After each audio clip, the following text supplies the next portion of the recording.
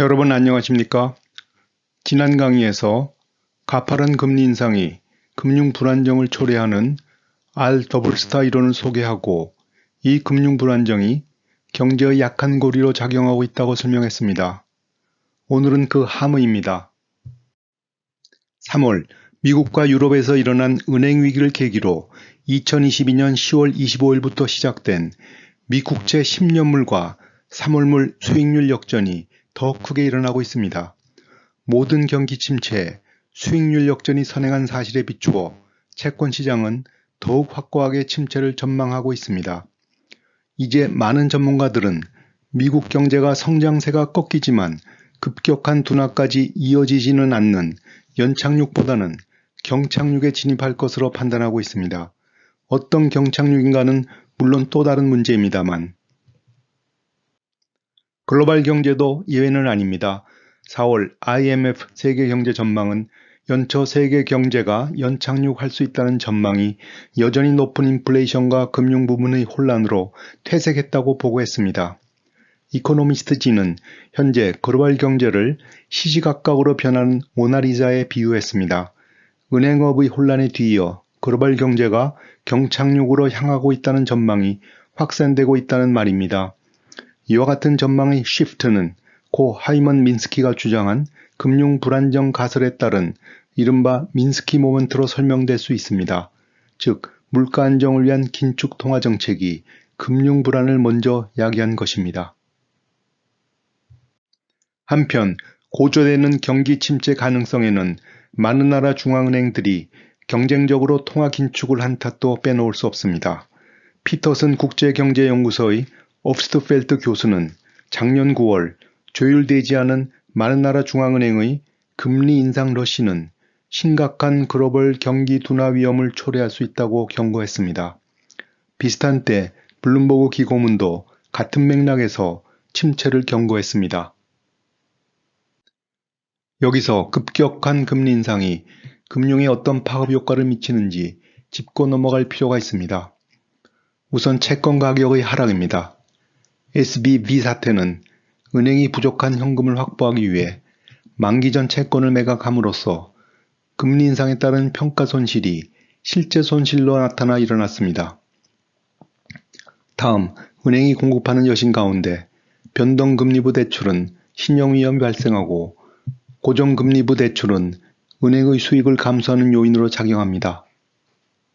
보다 우려되는 것은 엄격한 은행법이 적용을 받지 않지만 유사한 기능을 담당하는 비은행 부문에 금리 인상에 따른 자산가치 하락과 신용경색 위험이 집중되는 현상입니다.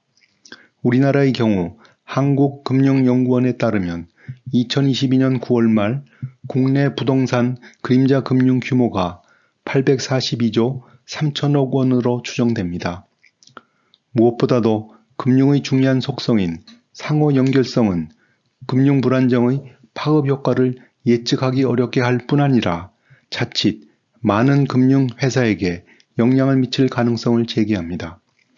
서프라임 위기가 경제에 미치는 파급 효과가 나스닥 지수가 고점 대비 75% 이상 하락했던 닷컴 버블 사태와 비교합쓸 정도로 컸던 이유입니다. 미국 소비자 물가 지수를 전년 대비 3월 이동평균치로 측정한 인플레이션은 작년 7월을 정점으로 완만한 하락세를 보이고 있습니다. 이 하락세는 오른편 CPI 기울기가 같은 시간대에서 감소하는 추세에서 확인할 수 있습니다. 생전 밀턴 프리드만은 인플레이션은 언제 어디서나 화폐적인 현상이다라는 유명한 말을 남겼습니다. 인플레이션이 돈을 찍어내기 때문에 일어난다는 것입니다. 여기서 돈이라 함은 중앙은행의 돈, 즉 본원통화가 아니라 상업은행 등이 공급한 돈입니다. 이 돈은 상업은행이 공급한 신용이 포함되었습니다. 그림에서 파랑 실선은 미 연준의 본원통화 추이를 보여줍니다.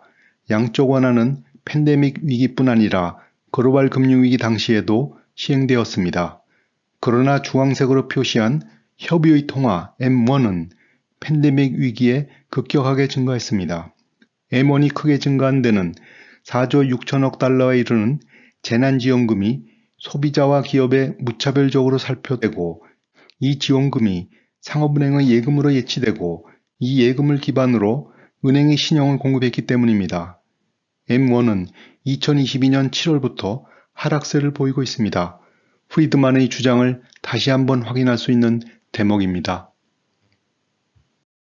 그런데 많은 전문가들은 팬데믹 이전의 수준으로 인플레이션이 쉽게 하락하지 않을 것이라는 전망을 하고 있습니다. 이번엔 다르다의 공저자인 로거프 교수는 팬데믹과 전쟁 이후 정부 개입을 강조하는 케인지언이 설득력을 가지는 시대에 세계 경제가 계속해서 큰 충격에 직면할 때 2% 물가 목표가 과연 가능할지 불확실하다는 주장을 피력했습니다.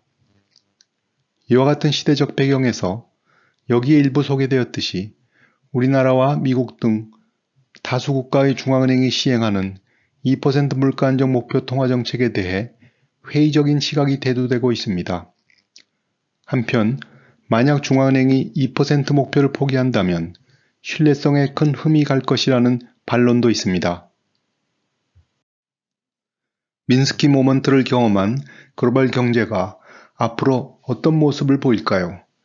우선 정리하자면 전망의 시프트에는 급속한 금리 인상에 따른 금융 불안이 공동 요인으로 작용하고 있습니다. 여기서 나라별로 경기 위축 또는 침체의 정도가 금융 불안의 강도에 의존할 것이라는 합리적인 추측을 할 수 있습니다. 결국 빚이 많은 나라에서 금융 불안의 파급력이 더 클 것으로 기대되며 3월 저희 기고문과 4월 IMF 글로벌 금융 안정 보고서가 지적했듯이 가계를 중심으로 민간 부분의 빚이 세계에서 가장 높은 나라인 한국 경제는 상당한 도전에 직면할 것으로 생각합니다.